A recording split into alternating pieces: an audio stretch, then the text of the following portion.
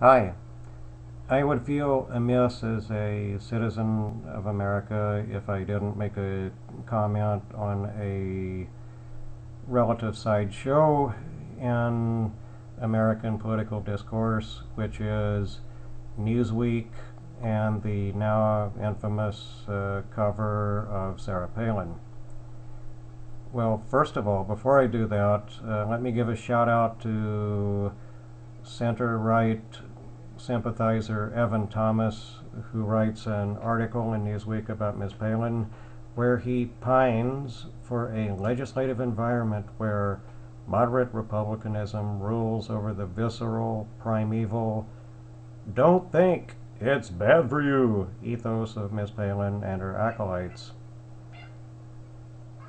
And Thomas also engages in more dumb revisionism, where Ronald Reagan is now considered a great president. Also, before I get to the main event, let's mention that Christopher Hitchens in Newsweek wrote a pretty intelligent article, but it gets undone when the valid points he scores about Palin not really caring about little people.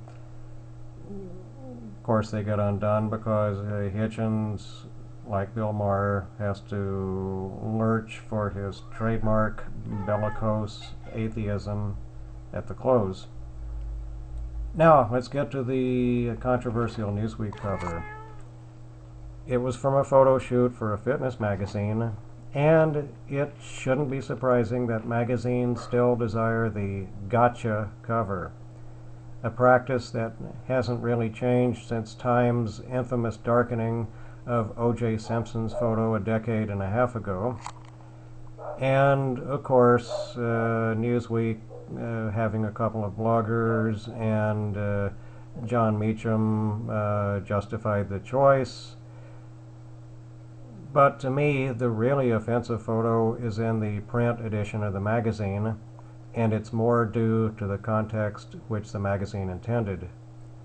There's a shot of Miss Palin giving a campaign trail speech in October 2008, but all you see are the back of her legs and her high-heeled shoes and two young male volunteers gazing up at her. In Newsweek, given the Palin as substance-free beauty nudge-nudge of the cover photo, seems to want readers to think of the two male supporters as staring at a woman on stage in a strip club.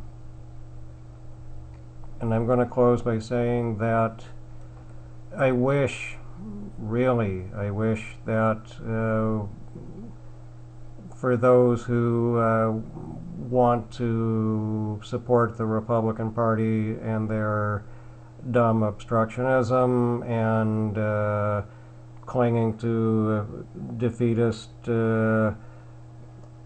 stand in everyone else's way ideology, that they would find a woman in the Republican Party that has some sense, some sensibility, and stands for something other than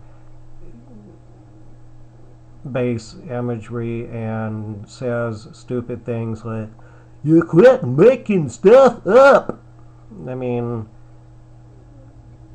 we all deserve better than Sarah Palin, so that's my opinion, and thank you so much for listening.